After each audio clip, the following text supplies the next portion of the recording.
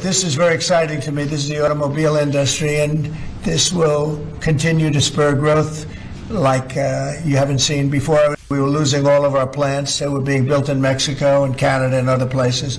Now those plants largely have stopped and they're moving them to our country. We'll effectively be charging a 25% tariff, but if you build your car in the United States, there is no tariff. A lot of foreign car companies, a lot of companies are going to be in great shape because they've already built their plant, but their plants are underutilized, so they'll be able to expand them inexpensively and quickly. But this is very exciting to me. This is the automobile industry, and this will continue to spur growth like you haven't seen. Before I was elected, we were losing all of our plants that were being built in Mexico and Canada and other places. Now those plants largely have stopped and they're moving them to our country. In Indiana, the great state of Indiana, I love Indiana. Honda is building one of the biggest plants anywhere, and they've just started. They wouldn't have done it without this. In all cases, they wouldn't have done it without what we're doing. So we'll effectively be charging a 25% tariff, but if you build your car in the United States, there is no tariff. And what that means is a lot of foreign car companies, a lot of companies are going to be in great shape because they've already built their plant, but their plants are underutilized, so they'll be able to expand them inexpensively and quickly. But others will come into our country and build, and they're already looking for sites. They're looking for mostly sites. They don't want to take the old buildings that are empty and falling down. They want to build new, and there's tremendous action. There is likewise for other companies and countries, like the chip making process. Your chip bill was a disaster done by Biden. All he does is give tremendous amounts of billions of dollars to chip companies that will do nothing with the money. They're not going to use the money here. They're going to just keep it. They have plenty of money. The one thing they have is they have a lot of money. In our case, all we're doing is saying you can't come in unless you build here. And the largest chip company by far is manufacturer from Taiwan is building here, and it'll give us almost 40% of the chip market just with that. They're spending almost $200 billion in the United States to build a plant, and they've almost started. They'll be doing much of the work in Arizona. So we have a lot of exciting things, but to me, this is one of the most exciting. Now, outside of one specific day, and that's Liberation Day. That's the real Liberation Day of America, and that's going to be in April 2nd, and I look forward to it. We'll have a little news conference. We'll talk about it, but this is very exciting. So we're signing a executive order today that's going to lead to tremendous growth in the automobile industry. As you know, the electric mandate that we did allows you to buy a car now with electric or gasoline powered or hybrid. You can buy any car you want. We had it so that within a short period of time you had to buy all electric, and the country could never provide the money necessary to build all of those power plants that you would need all over the country. As you know, in the Middle West, they built 8 power stations. That's like the size of this desk or smaller. And they ended up spending $9 billion on 8. And of the 8, 4 of them didn't work. And we're not doing that. So you can buy electric, or you can buy gasoline, or you can buy hybrid, or you can buy whatever you want to buy. And that's the way it should be. The market's going to determine that. And you're going to see prices going down, but it's going to go down specifically because they're going to buy what we're doing, incentivizing companies to, and even countries, but companies to come into America and build. And we're already setting records for new plants. I think the new plant number, the tally is just within a period of a few weeks. It's very large. I want to be accurate. It's very large.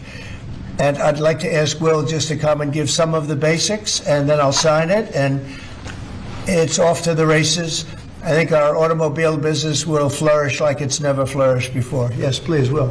Thank you, sir. As you stated, we've prepared for your attention a proclamation imposing a 25% tariff on foreign-made cars and light trucks. This is in addition to tariffs that are already in place on those goods.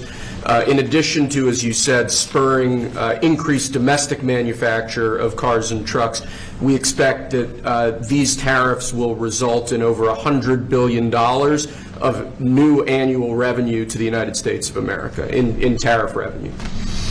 I think ultimately we could probably anywhere from $600 billion to $1 trillion will be taken in over the relatively short-term period, meaning a year from now. But starting right away. I think we'll go from 600 to $1 trillion within 2 years. And I think we'll be right from the beginning, we're going to be at a very high number, right from the beginning.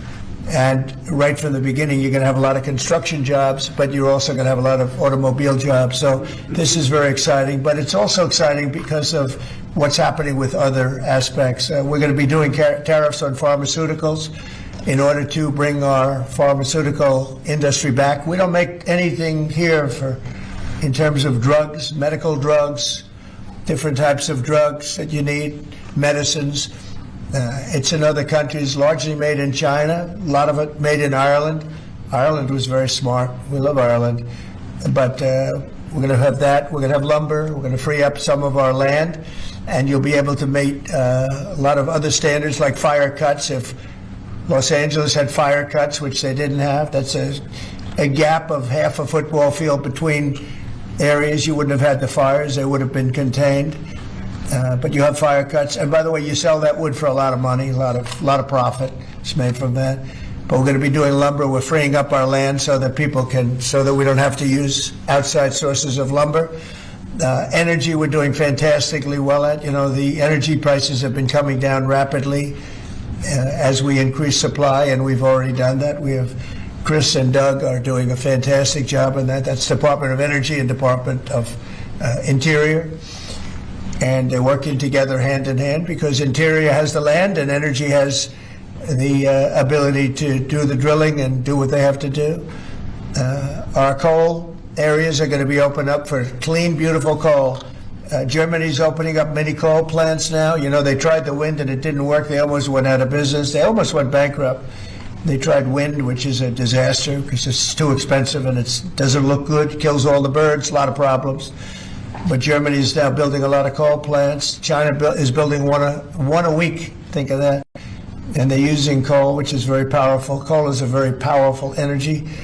And we're opening up our coal mines again, and we're going to I call it beautiful, clean coal. The technology is so good now that coal can give you tremendous power at the same time. It can be very clean.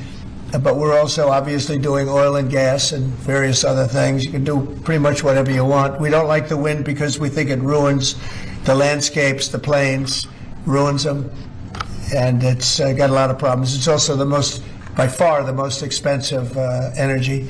It looks horrible in the oceans. It's dangerous in the oceans in terms of navigation. And if you look at what's happening with whales, in one area, they lost 2 whales, like in 20 years, washed ashore, and this year they had 17 wash ashore.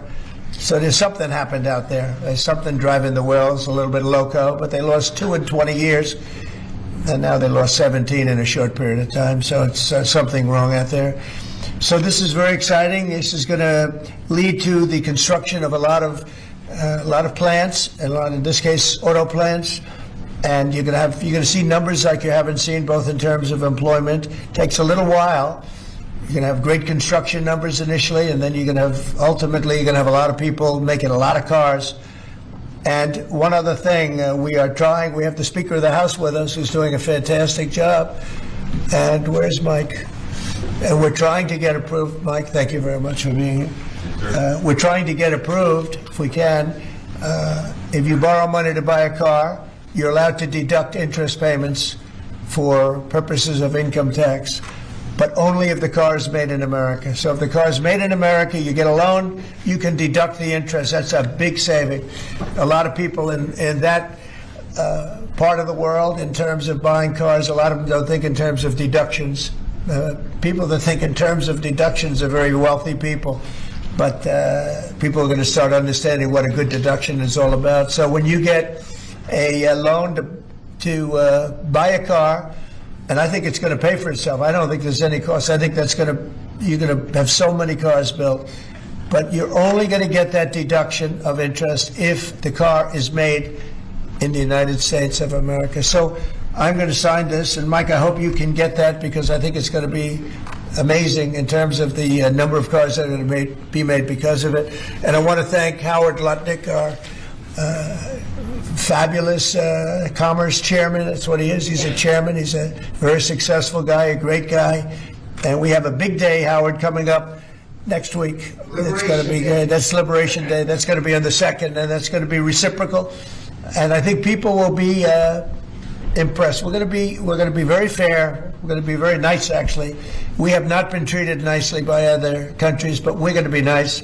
So I think people will be pleasantly surprised, but it's going to make our country very rich, because we're the piggy bank that everybody steals from, and they've been doing it for many years, for decades, so we're not going to let it happen.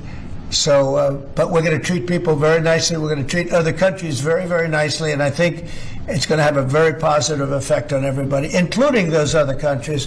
So I'll sign this, and we will see you again on April the 2nd. In terms of this, it's going to be another round, and it's about making America great again, making it strong and prosperous again. Thank you very much. So, this is like on tariffs. Next about tariffs, Mr. President, on the car tariffs, how do you assure that a car coming into the country is fully built? Could an automaker in Germany